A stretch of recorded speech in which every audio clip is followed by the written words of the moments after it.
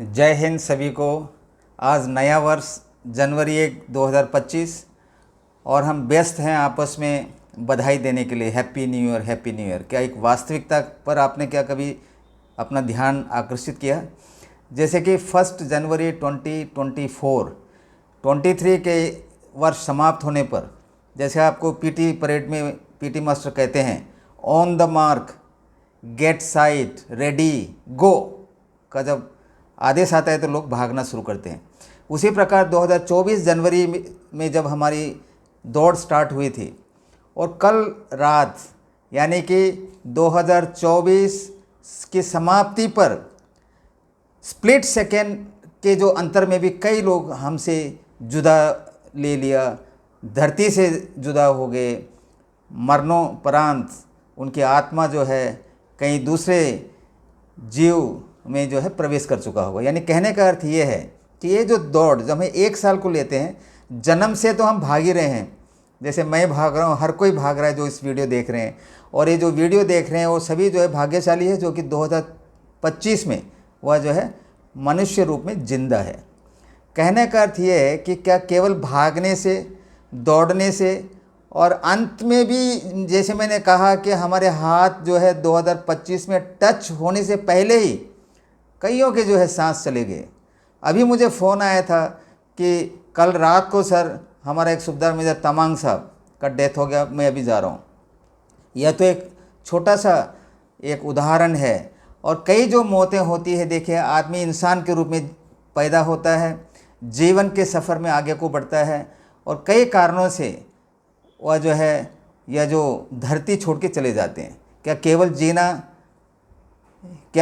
जीना ही एक मकसद है हमारा, या हमें कुछ करना चाहिए? तो मैं जो है आप लोग को ये जो डिस्क्रिप्शन में महात्मा गांधी के जो मैं बताया आपको, my the story of my experiment with truth का आखिरी पन्ना आज सुबह ही मैंने समाप्त किया है, 360 पेज का है। वह जो है मैंने डिस्क्रिप्शन में लिखा हुआ, ज़रा उस पर ध्यान दीजिएगा।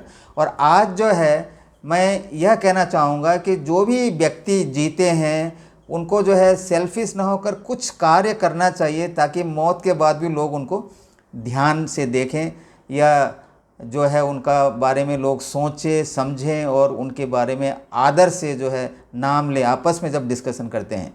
तो ये फोकस मेरा जो है असम राइफल्स की तरफ ही है। देखिए, इंसान का तो मौत हो जाता है, देखिए कभी कभी इंस्टीट्यूशन का भी मौत हो जाता है। इंस्टीट्यूशन का मौत होने का मेन कारण होता है जो उसके जिम्मेदार हैं व्यक्ति। जैसे मैं कहूँगा असम राइफल को जैसे मैंने फोकस किया है, 1835 में एक अलग सा नाम था उनका, कचार लेवी। देखिए, उसके चलते आगे चलते चलते 2-4 नाम वो बदल के 1917 में जो है असम राइफल्स का नाम आता है। अब हम पहुंच चुके हैं 2025 में।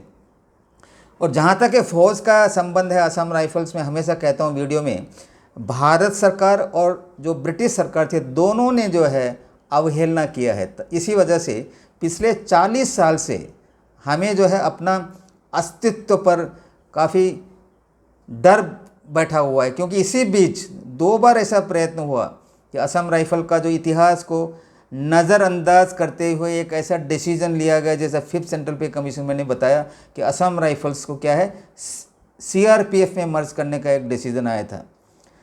और आप सभी को पता है उसके बाद अभी हाल ही में जब कोर्ट में केस चल रहा था, तब भी इन्होंने एक हाई लेवल में एक डिसीजन लिया था, लेकिन इम्प्लीमेंट नहीं हो सका। वो था ITBP में। क्या ये सही डिसीजन था?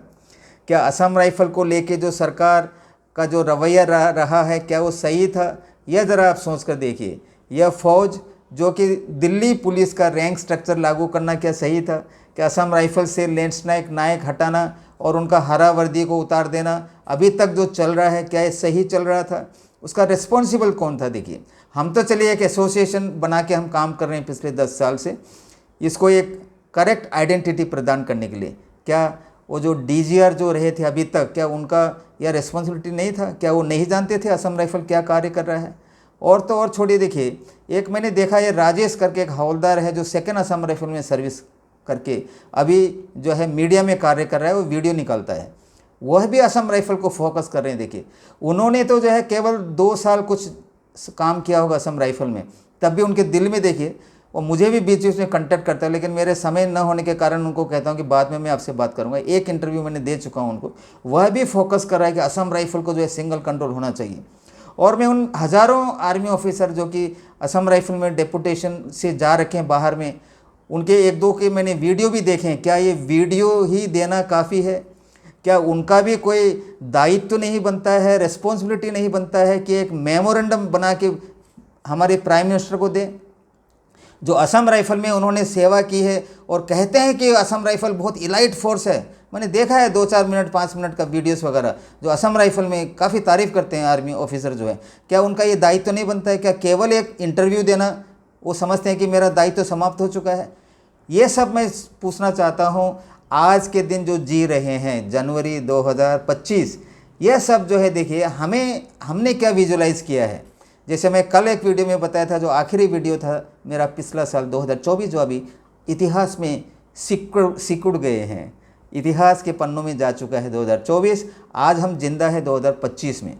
मैंने कहा था कि 2025 में हमारे लिए, मैं असम राइफल की बात करता हूं क्योंकि मैं असम राइफल के लिए ही कार्य कर रहा हूं, पिछले कई सालों से मैं इससे जुड़ा हुआ हूं। उसका एक मैं भविष्य उज्जवल देखता हूं। कारण जो कल की वीडियो में मैंने बताया, आज का जो वर्तमान डीजीआर साहब है वो भी चाहते हैं कि असम राइफल को न्याय मिले, हमारे साथ हैं। देखिए, इसके अलावा जो है हम जो कार्य कर रहे हैं, आरेवा ऑल नेपाल का भी गठन हुआ है, आज उनका ऑफिस का भी उद्घाटन है।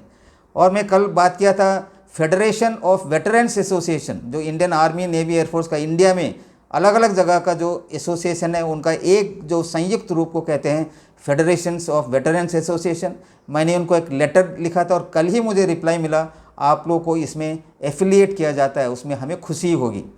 12 जनवरी 2025 को आगरा में मीटिंग हो रहा है, जिसको हमारे आरेवा ऑल इंडिया रिप्रेजेंट करेंगे हमारे वाइस प्रेसिडेंट सुधार मेजर CR आर्या सर, और हमारे पंजाब के सेक्रेटरी हवलदार सुरेंद्र सिंह बाजवा जी, वो जाके रिप्रेजेंट करेंगे वहाँ पे, वो हमारा पक्ष रखेंगे। हम ये चारों तरफ से जहाँ जहाँ से हमें सपोर्ट मिलता है उनको हम एकत्र करने की कोशिश में है।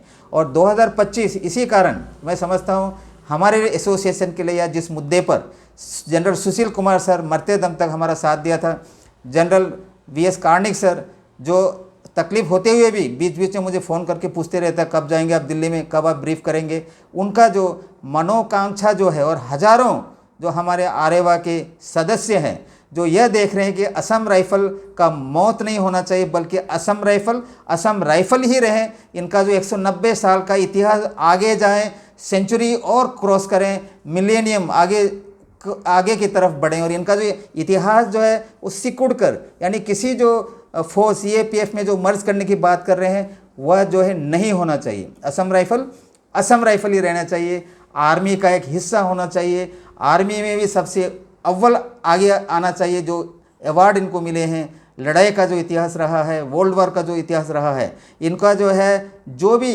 प्रमोशन होना चाहिए, ना कि डिमोशन होना चाहिए। इसके लिए हम पूरा कोशिश कर रहे हैं। और हमें आज खुशी से ये फर्स्ट न्यू ईयर डे में मुझे कहने में ज़रा सा भी संकोच नहीं है कि हमारे जनरल लखेरा सर भी जो है इसी तरफ आगे को बढ़ रहा है। उनका टास्क कठिन है क्योंकि उनका प्रीडिसेसर जो है सेल्फिश के कारण कई सारे इसको ऐसा तोड़ मरोड़ के ऐसी स्थिति पहुंचा रखा है असम राइफल को, क्योंकि उसको सीधा करने में कुछ और वक्त लगेगा, इनका परिश्रम और करना पड़ेगा। और मैं कहता हूं कि पूरे जो असम राइफल के रिटायर्ड पर्सन हैं, जो 1 लाख से ऊपर हैं भारत और नेपाल में, वो सब जो है असम राइफल्स के साथ है, DG के साथ है। असम राइफल को एक नया रूप जो वो डिज़र्व करता है सरकार के समक्ष रख के, इसको एक नया रूप, पूरा इतिहास को बरकरार रखते हुए ये आगे को जाएंगे और नया इतिहास और क्रिएट करेंगे 2025 और इससे आने के बाद। और आज तक इतना ही, फिर मिलते रहेंगे 2025 में। सभी को a very very happy new year. मैं सुखदार VT नायर, अध्यक्ष आरेवा ऑल इंडिया, और आप देख रहे हैं मेरा चैनल सत्यमेव जयते। जय हिंद, जय आरेवा, जय भारत माता, सत्यमेव जयते।